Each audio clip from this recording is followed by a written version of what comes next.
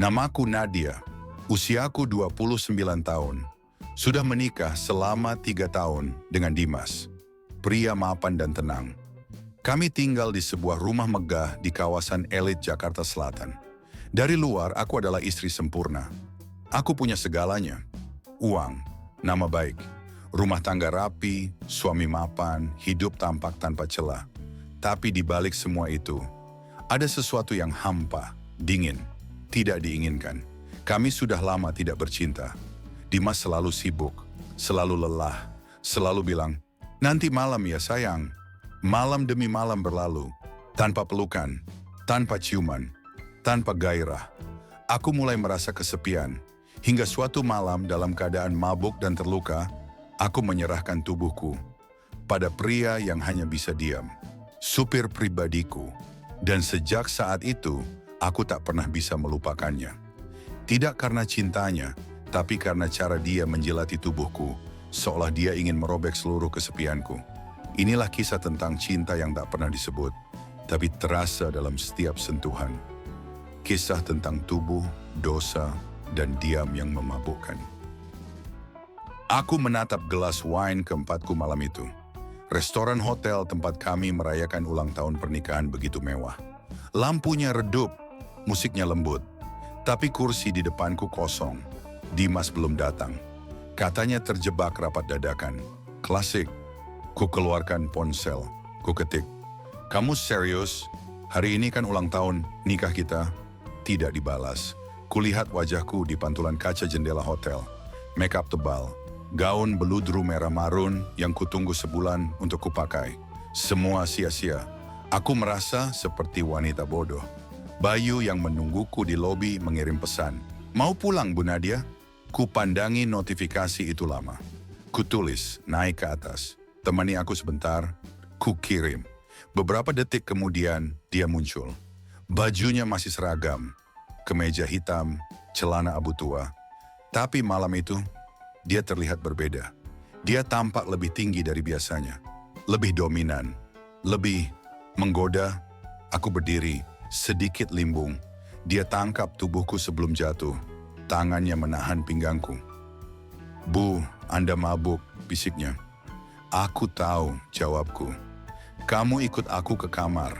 Sekarang dia tidak bertanya, tidak membantah. Kami naik lift bersama. Aku bersandar di dadanya. Dada yang keras, hangat. Lift berhenti di lantai 11. Aku menyeretnya masuk kamar. Ku tarik dasinya.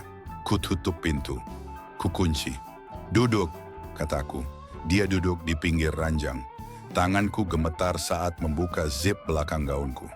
Ku tinggalkan bra dan celana dalamku. Ku lempar gaun itu ke lantai. Aku berdiri di depannya. Telanjang. Jantungku berdetak keras. Dia diam. Tatapannya menelanjangiku lebih dalam dari matanya. "Kenapa diam?" tanyaku. Dia tidak jawab, tapi tubuhnya bicara lebih lantang. Dia berdiri. Dipegangnya leherku, diciumnya bibirku, kasar, liar, seperti pria yang kelaparan. Tangannya meremas pinggulku, tubuhku seperti terbakar. Aku mendesah keras, ku rasakan dia menjatuhkanku ke ranjang. Dan sebelum aku sempat berkata, "Sayang," lidahnya sudah menjilati perutku, lalu ke payudaraku, lalu lebih bawah lagi. Ku tarik rambutnya, kupikir dia akan berhenti.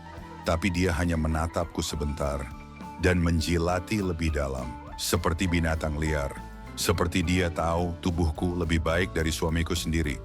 Aku menggigit bibir, mataku berkaca-kaca. Kupanggil, "Sayang," tapi dia tetap diam dan terus menelusuri tubuhku. Kupeluk kepalanya. Kupeluk dosa ini. Karena malam itu aku sudah terlalu lama tidak disentuh, terlalu lama tidak dibutuhkan, terlalu lama jadi istri yang kesepian, dan malam itu aku menyerah. Di antara napas yang memburu dan keringat yang membasahi ranjang hotel, aku sadar itu bukan suamiku, dan dia belum mengeluarkan satu kata pun dari tadi. Tapi entah kenapa, aku ingin dia melakukannya lagi. Bukan karena balas dendam, tapi karena kesepian yang kutahan terlalu lama. Dan Bayu, supir pribadiku, dia tidak mengucapkan sepatah kata pun. Tapi lidahnya tahu di mana titik lemahnya tubuhku. Tangannya tahu kapan harus mencengkeram dan kapan harus menenangkan. Dan malam itu, aku tidak merasa bersalah. Aku malah ketagihan. Keesokan harinya aku bangun sendirian. Bayu pergi tanpa jejak. Tidak ada catatan, tidak ada pesan. Seolah dia tahu batas antara hasrat dan kenyataan. Tapi pikiranku tidak bisa lepas dari dia. Dari caranya diam, tapi membuat tubuhku menjerit berkali-kali. Sementara Dimas, suamiku, kembali pulang dengan wajah penuh lelah dan ciuman dingin. Tidak mencium keningku, tidak bertanya apa yang kulakukan semalam. Dia tidak curiga, dia tidak peduli. Dan itu yang membuatku makin ingin kembali ke Bayu. Episode ini adalah tentang pertemuan kedua, tentang rasa bersalah yang semu, tentang tubuh yang ingin disentuh. Sekali lagi, dan tentang kenyataan bahwa mungkin Bayu lebih mengenalku dari suamiku sendiri. Aku berdiri di depan kaca, menatap tubuhku sendiri. Masih ada bekas kemerahan di bagian dadaku. Bekas ciuman yang dalam dan liar, bekas yang tidak pernah diberikan suamiku. Kutatap wajahku sendiri. Kenapa aku tidak merasa bersalah? Kenapa aku justru merasa hidup? Bayu sudah kembali bekerja pagi itu. Pagi-pagi dia sudah membuka pagar rumah, memanaskan mobil seperti biasa. Tapi dia tidak menatapku, tidak menyapaku, seolah semalam tidak pernah terjadi. Kupakai blaus putih longgar dan rok ketat saat keluar rumah. Berharap dia menoleh. Tapi tidak, hanya diam. Kupikir dia akan bertingkah aneh. Tapi dia profesional. Terlalu profesional dan itu menyiksaku. Di dalam mobil, aku duduk di belakang. Kami menuju butik langganan. Aku buka kaca jendela. Bayu menoleh sebentar melalui kaca spion. Hanya sekilas. Aku beranikan diri. "Bayu," kataku pelan. Dia tidak jawab. "Semalam, kamu tidak menyesal?" Masih diam. Aku frustrasi. Kupindah duduk ke depan ke sebelahnya. "Bayu, aku bicara." Dia menginjak rem perlahan menepi. Matanya menatapku. Dalam, hidup. Bibirnya nyaris bergerak. Tapi tetap tidak ada kata keluar. Hanya napas hangat. Tangannya mengusap pipiku. Kupikir dia akan menciumku. Tapi dia hanya menunduk dan menggenggam erat pahaku. "Bayu." Lalu dia melaju lagi. Seolah tidak ada yang terjadi. Setibanya di butik, aku tidak bisa konsentrasi memilih pakaian. Kepalaku penuh, tubuhku panas, ingin disentuh lagi, ingin diterkam lagi. Sepulangnya, aku beranikan diri. Aku tidak turun di depan rumah. "Jangan berhenti, putar ke hotel kemarin," bisikku. Dia menoleh sejenak, tapi tetap diam. Namun dia mengikuti arahanku, hingga mobil berhenti di basement hotel yang sama. Aku keluar duluan, jalan cepat. Kutarik kartu memberku dan memesankan kamar. Beberapa menit kemudian, dia masuk. Langkahnya mantap. Pintu kututup, kunci kuklik. Kusandarkan tubuhku ke dinding. Bayu diam menatapku, sejenak. Lalu dia mulai berjalan mendekat. Langkahnya seperti pemangsa. Nafasnya makin berat. Aku hanya berkata pelan, "Aku butuh kamu sekarang." Dia meraih tanganku, menarikku ke ranjang. Tanpa suara dia mulai membuka bajuku satu persatu. Satu kancing, dua kancing, hingga seluruh blousku terlepas. Dia tidak bicara, tapi tubuhnya bicara. Ciumannya menghujani leherku, lidahnya menjilati tulang selangkaku. Tangannya kasar tapi akurat. Kurasakan gigitan kecil di dadaku, lidahnya meliuk ke bawah. Kukatakan pelan, "Sayang." Dia tetap diam. Tapi dia membuka pahaku lebih lebar dan menjilati bagian paling basah di antara kedua kakiku. Aku menjerit pelan, tanganku mencengkeram spray, tubuhku melengkung. Kupanggil namanya, berharap dia jawab. Tapi dia hanya menjawab dengan tarikan nafas yang menggebu. Dia memasukkan dua jari ke dalamku. Kurasakan getaran di dalam tubuhku. Aku hampir pingsan. Beberapa menit kemudian, tubuhku melemas. Tapi dia belum berhenti. Kurasakan dia menindih tubuhku. Kurasakan kerasnya menyentuh bagian terdalam diriku. Tidak ada kata, hanya suara tubuh yang bertubrukan. hanya suara desah dan napas, dan detak jantungku yang makin liar. Ku peluk tubuhnya, ku peluk dosa ini lagi, karena hanya bersama dia, aku merasa diinginkan.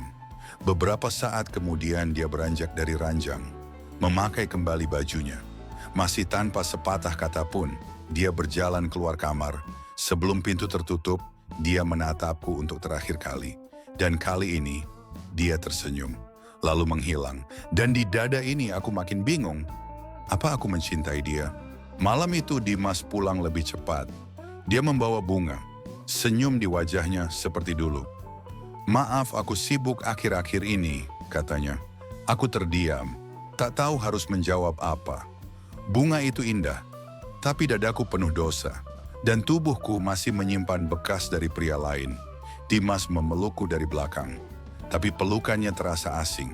Tubuhku menegang, bukan karena cinta, tapi karena takut ketahuan. Beberapa jam kemudian, aku duduk di balkon, sendiri. Ku tinggalkan Dimas yang tidur lebih dulu. Ku pandangi malam, lalu HP-ku bergetar. Satu pesan masuk, "Saya di parkiran bawah," tanpa nama. Tapi aku tahu itu dari Bayu. Hatiku berdegup kencang. Jari-jariku gemetar saat ku selipkan kunci mobil ke saku rok. Ku selimuti tubuhku dengan jaket dan keluar perlahan. Ku buka pintu pelan-pelan. Langkahku pelan menuruni tangga darurat. Jantungku berpacu. Di parkiran, dia sudah berdiri bersandar ke mobil. Bayu masih diam, tapi sorot matanya seperti memanggil seluruh kulit tubuhku. Aku berjalan mendekat. Kami tidak saling sapa. Dia membuka pintu belakang mobil. Aku masuk. Dia menyusul. Mobil gelap. Lampunya mati. Tapi kami bisa saling lihat. Tangannya langsung menggenggam pahaku. Kurasakan tubuhku bereaksi spontan.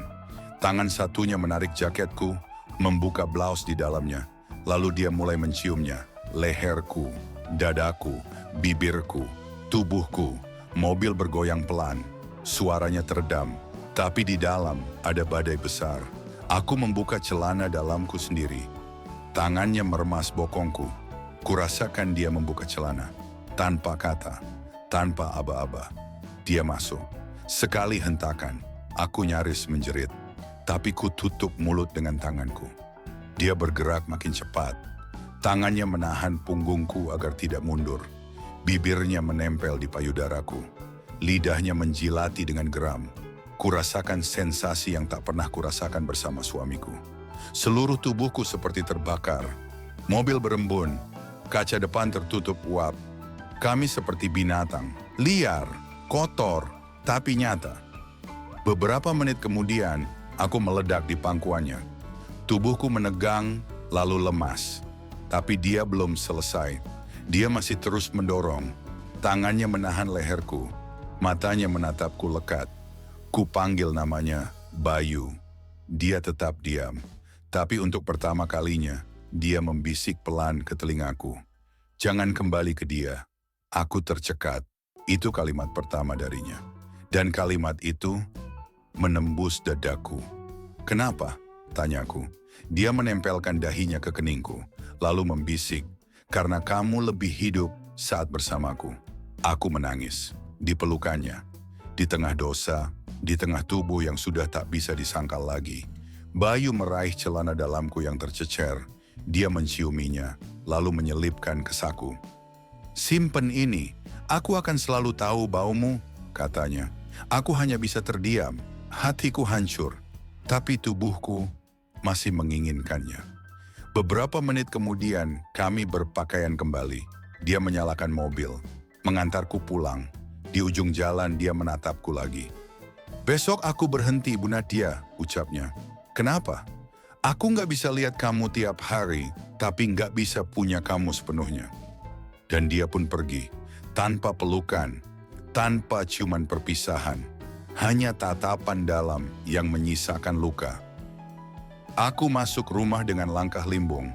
Dimas masih tertidur. Kupandangi wajahnya lama. Tapi yang kupikirkan hanya satu hal. Bibir Bayu, lidahnya, tatapan matanya saat diam, dan bisikan terakhirnya yang terus terngiang sampai pagi. Tubuhku mungkin kembali ke pelukan suami, tapi hatiku sudah dijilat habis oleh pria yang tak pernah bicara. Jangan lupa subscribe untuk cerita dewasa lainnya yang lebih menggoda dan memabukkan. Sampai jumpa di fantasi berikutnya.